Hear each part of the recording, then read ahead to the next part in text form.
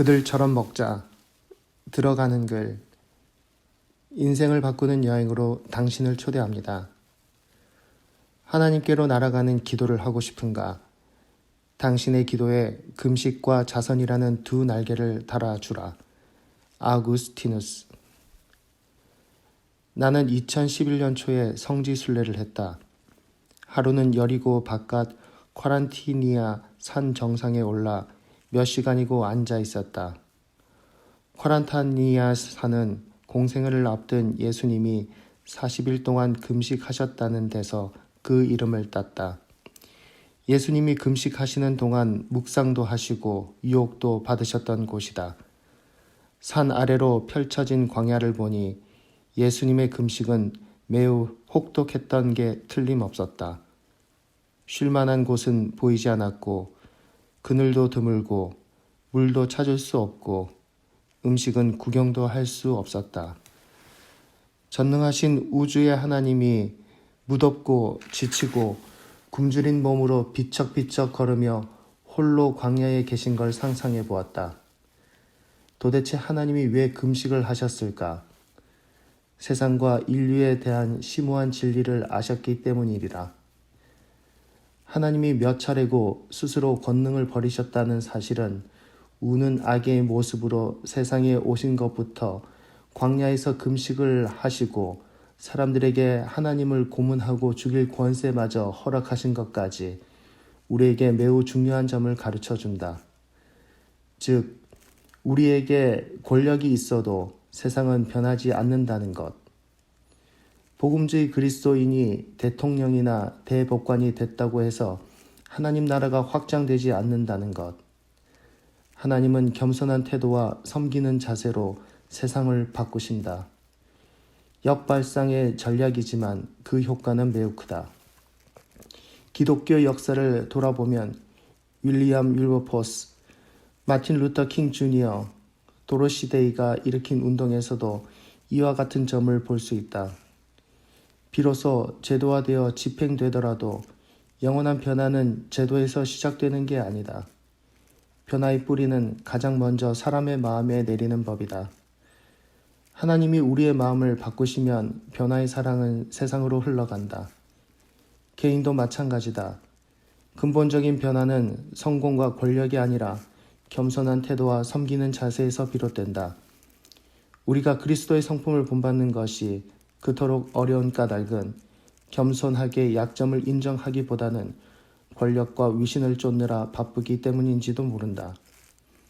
우리가 그리스도의 진리를 믿는다면서도 그분의 태도는 거부할 수 있을까? 그분은 병이 전염될지 모르는데도 병자들을 어루만지셨다. 그분은 제자들의 더러운 발을 씻기기 위해 무릎을 꿇으셨다.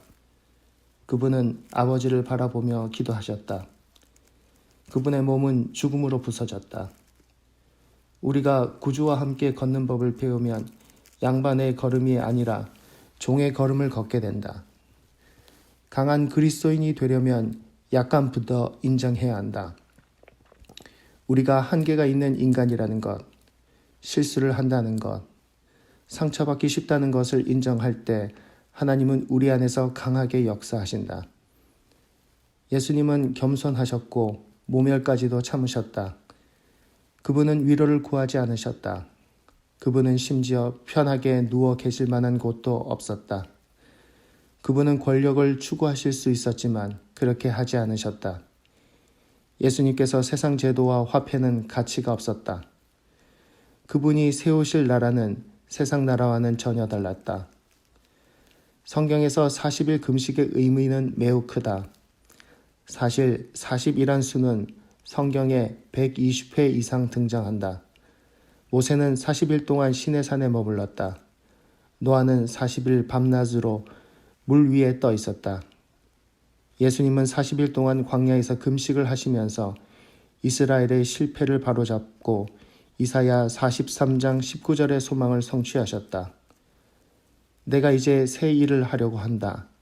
이 일이 이미 드러나고 있는데 너희가 그것을 알지 못하겠느냐. 내가 광야에 내 길을 내겠으며 사막에 강을 내겠다. 하나님께 40일 동안 헌신하면 하나님이 당신 안에서 그리고 당신을 통해서 무슨 일을 하실지 상상할 수 있는가?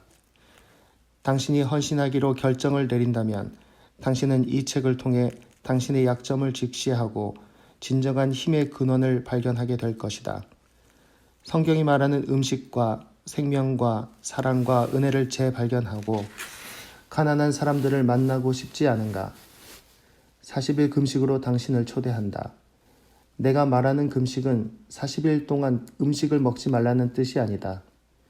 예를 들어 내가 2011년 사순절 기간에 금식을 했을 때 나는 우리 가족이 컴패션을 통해 후원하는 우간다와 에콰도르의 어린이들이 먹는 음식과 비슷한 음식을 먹었다.